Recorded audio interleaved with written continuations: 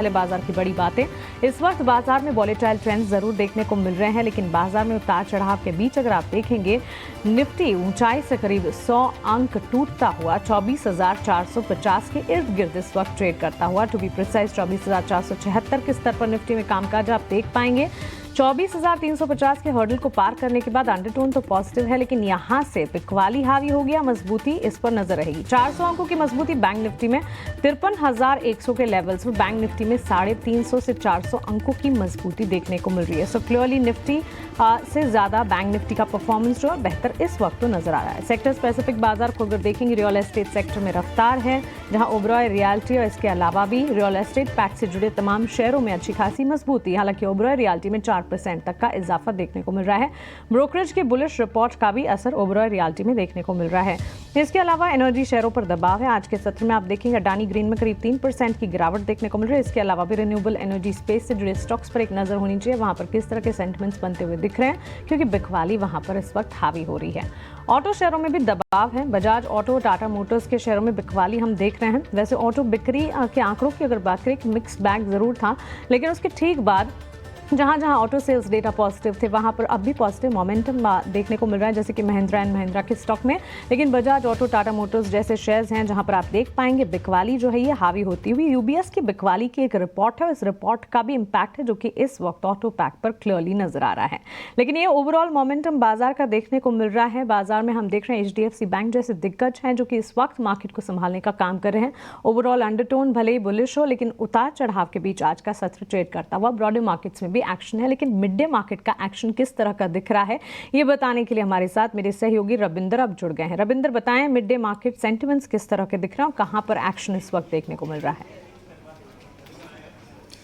जी, तो सबसे पहले हम बात करते हैं निफ्टी इंडेक्स की। तो निफ्टी इंडेक्स जो है ऑलमोस्ट फ्लैट ट्रेड कर रहा है और डेज लो से जो है हमें करीब 100% की तेज़ी देखने को मिल रही निफ्टी इंडेक्स में। अब बात करते हैं सेक्टर स्पेसिफिक की। तो सेक्टर स्पेसिफिक में जो हमारा टॉप सेक्टोरल गेनर है वो है निफ्टी रियल्टी। निफ्टी रियल्टी के जो गेनर्स है ओबरॉय रियल्टी, जहाँ पर नोमिरा से जो है इनिशिएट किया है बाय रेटिंग, उसके चलते हमें जो है ओबरॉय रियल्टी में तेज़ी देखने को मिल रही है। इसी के साथ साथ फिनिक्स लिमिटेड, मैक्रोटेक, डेवलपर्स, इन स्टॉक्स में हमें जो है तेज़ी देखने को मिल रही है। अब बात करते हैं टॉप सेक्टोरल लूजर्स की। जो हमारा टॉप सेक्टोरल लूजर्स है वो निफ्टी एनर्जी, और इसके जो लूजर्स है वो है अडानी ग्रीन, जहाँ पे हमें जो है 3% से ज़्यादा की गिरावट देखने को मिल रही है। इसी के साथ साथ power grid corporation of India, Adani powers, in stocks में हमें जो है सेलिंग देखने को मिल रही है। अब बात करते हैं स्टॉक स्पेसिफिक की। तो स्टॉक स्पेसिफिक में देखेंगे कौन से ऐसे स्टॉक है जिनमें हमें ज़्यादा वॉल्यूम देखने को मिल रहा है। तो उसमें है Indian overseas bank, bank of Maharashtra, IDBI bank, in stocks में हमें जो है ज़्यादा वॉल्यूम देखने को मिल रहा है।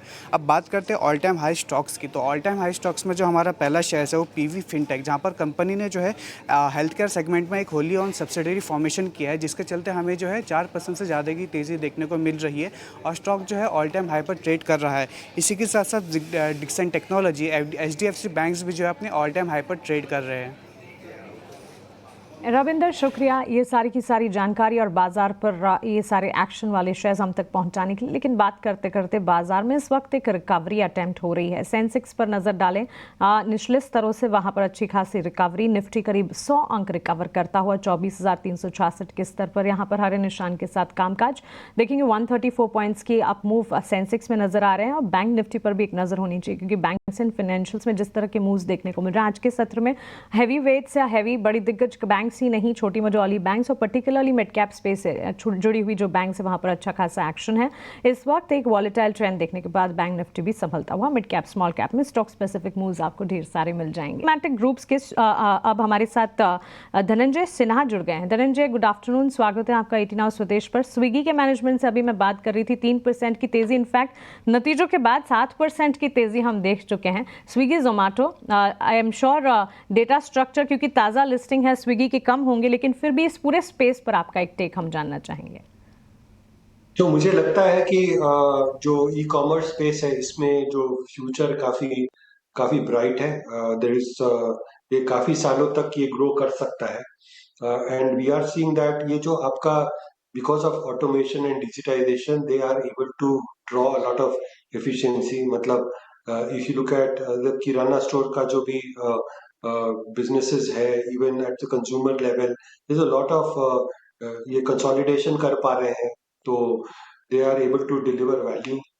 तो मुझे लगता है कि इसमें जो है इनका ट्रैक्शन अच्छा है। अलावे बिकॉज ये कंसोलिडेट कर रहे हैं पूरा डिमांड साइड को, इनको scale of efficiency from scale is also coming. मतलब आप एकत्रित कर रहे हैं पूरा लेट्स से लॉजिस्टिक्स और उस तरह का जो भी आपका सोर्सिंग है, because of that they are getting benefit. So conventional business के हिसाब से दे आर ये डिलीवर कर रहे हैं काफी वैल्यू कंज्यूमर्स को। और ये अभी तक तो काफी अर्बन सेंटर्स में है। मुझे लगता है आगे आगे कई वर्षों तक जो है इनका पेनिट्रेशन दूसरे शहरों में भी आएगा। Look at these companies, they have been able to Nykaa है, जैसे नाइका जो है they have got into garments है, मेन प्रोडक्ट्स हैं। तो बेसिकली इनका एक्सपेंशन काफी है। तो लोकेशनल एक्सपेंशन और प्रोफाइल ऑफ कस्टमर्स जो ये बेनिफिट कर मतलब एक्सपैंड कर सकते हैं, वो काफी बड़ा है लैंडस्केप जो इनको कवर करना बाकी है। तो मुझे लगता है कि जो ये टेक्नोलॉजी का जो इंटरेक्शन है इनका बिजनेस पे, ये काफी फॉर्मिडेबल है। इफ आई लुक एट काफी सालों तक, जैसे 5 6 10 सालों तक they can become much bigger. तो आज के हिसाब से जो मार्केट वैल्यू दे रहा है वो इसी ग्रोथ के लिए दे रहा है। और ये जब कंसोलिडेट कर लेंगे, इनका प्रॉफिटेबिलिटी सारा कुछ आ सकता है। तो ये एक आउटलुक है ई कॉमर्स और क्विक कॉमर्स के लिए, तो प्रॉमिसिंग आउटलुक है। आज के सत्र में एचडीएफसी बैंक ने फिर नया रिकॉर्ड बनाया है। 1850 के पार निकलकर बैंक ने पिछले एक महीने में 7% से भी ज़्यादा रिटर्न्स दिए हैं। और इसके पीछे के ट्रिगर्स की अगर माने तो क्लियरली नतीजे तो अच्छे हैं। उसके बाद बैंक के जो बिजनेस प्लान्स हैं वो काफ़ी अच्छे नज़र आ रहे हैं। इनकी सब्सिडरी आने वाले दिनों में लिस्ट होने वाली है। तो ये सारे के सारे फैक्टर्स, ट्रिगर्स और ब्रोकरेजेस के भी बुलिश रडार पर। और अगर ब्रोकरेजेस की माने तो 1855 इस वक्त जहाँ ट्रेड कर रहा है, यहाँ से करीब 2500 तक के लेवल्स भी देखे जा सकते हैं। एक बार हमारे एक्सपर्ट से भी इस पर एक क्विक टेक ले लेते हैं। धनंजय जी, एचडीएफसी बैंक अच्छे खासे रिटर्न्स यहाँ पर देखने को मिल रहे हैं, ब्रोकरेजेस के भी बुलिश रेडार पर हैं। आपके हिसाब से बैंकिंग प्लेयर में मेजॉरिटी एचडीएफसी बैंक पर राय क्या होगी? तो बेसिकली क्या है कि एचडीएफसी बैंक पिछले 2 3 सालों में अंडर परफॉर्म किया है काफी। और इसके कारण इसका वैल्यूएशन जो है काफी निचले स्तर पे आ गया था, 14 साल के लोएस्ट लेवल पे है। तो उसके कारण इसमें काफी लोगों को दिलचस्पी थी कि भाई यहाँ पे जो है आपका रिटर्न बन सकता है, क्योंकि वैल्यू सब देख रहे हैं। तो एचडीएफसी बैंक में जनरली सब लोगों ने अपना अपने अपने अपना निवेश किया है। इंक्रीमेंटली उनका क्या है कि जब ये मर्जर हो गया एचडीएफसी के कारण एचडीएफसी से, तो इनका जो है conversion of liability to deposit, ये बड़ा एक एजेंडा रहा है। तो इन्होंने काफी इसके ऊपर काम किया। जो वो एक process they have been ahead of other banks कि भाई आज की तारीख में पॉसिटी है डिपॉजिट आ नहीं रहे। तो ये बैंक जो है पहले से बिकॉज ऑफ द मर्जर ये इस पे काम कर रहा था, तो ये अहेड ऑफ द कर्व है। अलावे जो है इन्होंने, क्योंकि लाइबिलिटी मैनेजमेंट कर रहे थे, क्योंकि ये मर्जर हो रहा था, तो दे हैव नॉट एक्सपेंडेड जो है रिटेल लेंडिंग में जिसपे लोगों को स्ट्रेस दिख रहा है अभी, वो नहीं इनका हुआ। तो बाय डिफॉल्ट इनका वो जो स्ट्रेस है वो नहीं रहा। तो बेसिकली जब ये मर्जर हुआ तो इन्होंने ग्रो नहीं करा। इन्होंने अपना बैलेंस शीट बाय डिफॉल्ट जो है, बैलेंस शीट मतलब जो लाइबिलिटी और लेंडिंग साइड, ये सब काफी कंस्ट्रक्टिव डायरेक्शन में चला। और ये कॉस्ट को भी काफी ऑप्टिमाइज कर रहे थे। तो ये सारा चीज जो है बाय डिफॉल्ट इनके इनके फेवर में रहा। अलावे इनका जो अकाउंट है, जी जो कस्टमर है, वो रिटेल कस्टमर जो सैलरीड अकाउंट है, वो हाँ, भी अच्छा क्वालिटी का है।